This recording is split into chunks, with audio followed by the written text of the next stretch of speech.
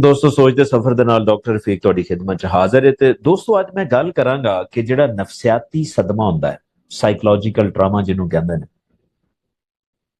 ਉਹਦੇ 'ਚ ਲੋਕ ਅਕਸਰ ਕੁਝ ਗਲਤੀਆਂ ਕਰਦੇ ਨੇ ਜਿਹਦੀ ਵਜ੍ਹਾ ਤੋਂ ਉਹ ਠੀਕ ਨਹੀਂ ਹੋ ਸਕਦੇ। ਦੇਖੋ, ਜਿਵੇਂ ਤੁਹਾਨੂੰ ਪਤਾ ਹੈ ਕਿ ਜਿਹੜਾ ਨਫਸਿਆਤੀ ਸਦਮਾ ਹੁੰਦਾ ਨਾ, ਉਹਦੇ ਜਿਹੜੇ ਅਸਰਾਤ ਹੁੰਦੇ ਨੇ ਉਹ ਸਿਰਫ ਜ਼ਿਹਨ ਤੱਕ ਮਹਦੂਦ ਨਹੀਂ ਰਹਿੰਦੇ। ਯਾਨੀ ਕਿ ਤੁਹਾਨੂੰ ਸਟ੍ਰੈਸ ਹੋ ਰਹੀ ਹੈ, ਓਵਰ ਥਿੰਕਿੰਗ ਹੋ ਰਹੀ ਹੈ, ਇਹ ਜ਼ਿਹਨੀ ਮਸਾਇਲ ਵੀ ਹੁੰਦੇ ਨੇ ਸਦਮੇ ਦੀ ਵਜ੍ਹਾ ਤੋਂ। ਹੁਣ ਸਦਮਾ ਕੀ ਹੋ ਸਕਦਾ? ਕੋਈ ਬ੍ਰੇਕਅਪ ਹੋਇਆ, ਕਿਸੇ ਨੇ ਤੁਹਾਨੂੰ ਇਗਨੋਰ ਕੀਤਾ ਹੈ, ਕਿਸੇ ਨੇ ਤੁਹਾਡੀ ਇਨਸਲਟ ਕੀਤੀ ਹੈ। ਹਰ ਬੰਦੇ ਵਾਸਤੇ ਜਿਹੜਾ ਸਦਮਾ ਹੁੰਦਾ ਨਾ, ਨਫਸਿਆਤੀ ਸਦਮਾ, ਉਹਦੀ ਵਜ੍ਹਾ ਡਿਫਰੈਂਟ ਹੋ ਸਕਦੀ ਹੈ। ਔਰ ਹਰ ਬੰਦਾ ਆਪਣੇ ਅੰਦਾਜ਼ ਨਾਲ ਹੀ ਉਹਨੂੰ ਫੀਲ ਕਰਦਾ। ਤੇ ਲਿਹਾਜ਼ਾ ਜਿਸ ਵੀ ਇਨਸਾਨ ਨੂੰ ਵੀ ਸਦਮਾ ਹੈ ਨਾ, ਸਾਈਕੋਲੋਜੀਕਲ ਟਰਾਮਾ, ਉਹ ਸਿਰਫ ਜ਼ਿਹਨ ਤੱਕ ਮਹਦੂਦ ਨਹੀਂ ਰਹਿੰਦਾ, ਤੁਹਾਡੇ ਜਿਸਮ 'ਚ ਵੀ ਆਉਂਦਾ। ਤੁਹਾਨੂੰ ਦਰਦ ਹੋਏਗੀ, ਤੁਹਾਡਾ ਜਿਸਮ ਕੰਬੇਗਾ, ਤੁਹਾਨੂੰ ਹੋ ਸਕਦਾ ਹੈ ਅਨਕੌਂਸ਼ੀਅਸ ਵੀ ਹੋ ਜਾਓ, ਤੁਹਾਨੂੰ ਫਿਟਸ ਵੀ ਪੈਣ। ਤੇ ਅਸੀਂ ਇਸ ਮਸਲੇ ਦੇ ਵਿੱਚ ਗਲਤੀ ਪਤਾ ਕੀ ਕਰ ਰਹੇ? ਅਸੀਂ ਉਹਨਾਂ ਦੀ ਸਿੰਪਟਮਸ ਦਾ ਇਲਾਜ ਕਰਨੇ ਆ ਕਿ ਸਾਈਕੋਲੋਜੀਕਲ ਟਰਾਮਾ ਜਿਹੜਾ ਹੈ ਅਗਰ ਹੋ ਰਿਹਾ ਤਾਂ ਉਹਦੀ ਜਿਹੜੀਆਂ ਸਿੰਪਟਮ ਨੇ, ਯਾਨੀ ਕਿ ਜਿਸਮਾਨੀ ਥਕਾਵਟ ਹੈ, ਅਸੀਂ ਪੇਨ ਕਿਲਰ ਲੈ ਰਹੇ ਹਾਂ। ਅਸੀਂ ਫਿਟ ਪੈਂਦੇ ਨੇ ਤੇ ਅਸੀਂ ਐਂਟੀ ਐਪੀਲੈਪਟਿਕ ਡਰੱਗਸ ਲੈਣਾ ਸ਼ੁਰੂ ਕਰ ਦਿੰਦੇ ਹਾਂ। ਹਾਲਾਂਕਿ ਅਸੀਂ ਇਹ ਨਹੀਂ ਜਾਣਦੇ ਕਿ ਜਿਹੜਾ ਫਿਟ ਪੈ ਰਿਹਾ ਹੈ ਇਹਦੇ ਪਿੱਛੇ ਮਿਰਗੀ ਨਹੀਂ ਹੈ, ਐਪੀਲੈਪਸੀ ਨਹੀਂ ਹੈ, ਇਹ ਸਿਰਫ ਸਦਮੇ ਦੀ ਵਜ੍ਹਾ ਤੋਂ ਹੋ ਰਿਹਾ ਹੈ। ਔਰ ਮੈਂ ਤੁਹਾਨੂੰ ਦੱਸ ਦਿਆਂ, ਸਦਮਾ ਇੰਨਾ ਸਵੀਅਰ ਵੀ ਹੋ ਸਕਦਾ ਹੈ ਕਿ ਤੁਹਾਨੂੰ ਫਿਟ ਵੀ ਪੈ ਸਕਦਾ, ਤੁਸੀਂ ਗਿਰ ਵੀ ਸਕਦੇ ਜੇ, ਤੁਹਾਨੂੰ ਪੈਨਿਕ ਅਟੈਕ ਵੀ ਹੋ ਸਕਦਾ। ਤੇ ਲਿਹਾਜ਼ਾ ਅਸੀਂ ਜਿਹੜੀ ਗਲਤੀ ਕਰ ਰਹੇ ਹਾਂ, ਅਸੀਂ ਆਪਣੇ ਆਪ ਨੂੰ ਦਵਾਈਆਂ ਤੇ ਲਾ ਦਿੰਦੇ। ਦਵਾਈਆਂ ਦੇ ਆਪਣੇ ਸਾਈਡ ਇਫੈਕਟ ਵੀ ਹੁੰਦੇ ਔਰ ਉਹਨਾਂ ਦਵਾਈਆਂ ਤੁਸੀਂ ਐਡਿਕਟ ਵੀ ਹੋ ਜਾਂਦੇ।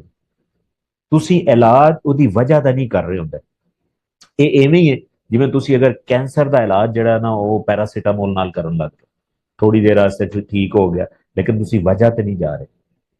ਹਮੇਸ਼ਾ ਗੱਲ ਯਾਦ ਰੱਖਿਆ ਜੇ, ਜਿਹੜਾ ਨਫਸਿਆਤੀ ਸਦਮਾ ਹੈ ਉਹਦੇ ਪਿੱਛੇ ਇੱਕ ਸੋਚ ਹੁੰਦੀ। ਤੁਸੀਂ ਸੋਚਦੇ ਕਿਵੇਂ ਜੇ ਉਸ ਪ੍ਰੋਬਲਮ ਨੂੰ ਜਿਹੜਾ ਤੁਹਾਡੀ ਜ਼ਿੰਦਗੀ 'ਚ ਆਇਆ ਹੈ, ਕਿਸੇ ਨੇ ਤੁਹਾਨੂੰ ਇਗਨੋਰ ਕੀਤਾ ਹੈ, ਕਿਸੇ ਨੇ ਤੁਹਾਨੂੰ ਸ਼ੇਮ ਕੀਤਾ ਹੈ, ਉਹਦੀ ਵਜ੍ਹਾ ਤੁਹਾਨੂੰ ਜਿਹੜੀ ਫੀਲਿੰਗ ਆ ਰਹੀਆਂ ਨੇ ਉਹ ਸਿਰਫ ਸੋਚ ਤੋਂ ਆ ਰਹੀਆਂ। ਤੇ ਔਰ ਉਹ ਸੋਚ ਤੁਹਾਡੇ ਸਬਕੌਂਸ਼ੀਅਸ ਮਾਈਂਡ ਵਿੱਚ ਹੁੰਦੀ।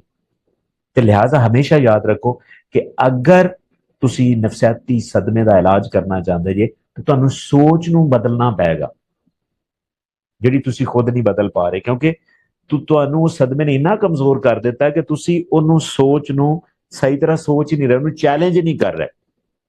ਤੇ ਲਿਹਾਜ਼ਾ ਇਹਦਾ ਹੱਲ ਮੈਂ ਤੁਹਾਨੂੰ ਦੱਸ ਦਿਆਂ, ਹੱਲ ਇਹ ਹੈ ਕਿ ਇਹ ਉਹ ਟਾਈਮ ਹੈ ਤੁਹਾਨੂੰ ਸਾਈਕੋਲੋਜਿਸਟ ਨੂੰ ਮਿਲਣ ਦਾ, ਕਿਉਂਕਿ ਸਾਈਕੋਲੋਜਿਸਟ ਇਸ ਕਾਬਿਲ ਹੁੰਦਾ ਕਿ ਤੁਹਾਡੀ ਜਿਹੜੀ ਸੋਚ ਹੈ, ਜਿਹਦੀ ਵਜ੍ਹਾ ਤੁਹਾਨੂੰ ਸਦਮਾ ਆ ਰਿਹਾ, ਉਹਨੂੰ ਰੀਫਰੇਮ ਕਰ ਸਕੇ, ਉਹਨੂੰ ਇੱਕ ਨया ਰੰਗ ਦੇ ਸਕੇ, ਜਿਹਦੇ ਬਾਅਦ ਤੁਸੀਂ ਅੱਛਾ ਫੀਲ ਕਰੋਗੇ।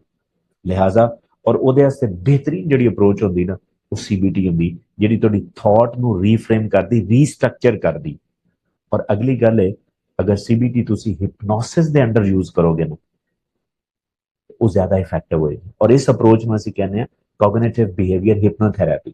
ਲਿਹਾਜ਼ਾ ਇਸ ਪ੍ਰੋਫੈਸ਼ਨਲ ਨੂੰ ਜ਼ਰੂਰ ਮਿਲੋ ਜਿਹਨੂੰ ਸੀਬੀਟੀ ਔਰ ਹਿਪਨੋਸਿਸ ਦੋਨੋਂ ਆਉਂਦੇ ਨੇ, ਔਰ ਉਹ ਤੁਹਾਡਾ ਸਾਈਕੋਲੋਜੀਕਲ ਟਰਾਮਾ ਡੀਸੈਂਸਿਟਾਈਜ਼ ਕਰ ਸਕਦਾ, ਤਾਂ ਕਿ ਤੁਸੀਂ ਜ਼ਿਹਨੀ ਤੌਰ 'ਤੇ ਠੀਕ ਹੋ ਜਾਓ ਔਰ ਜਿਸਮਾਨੀ ਤੌਰ 'ਤੇ।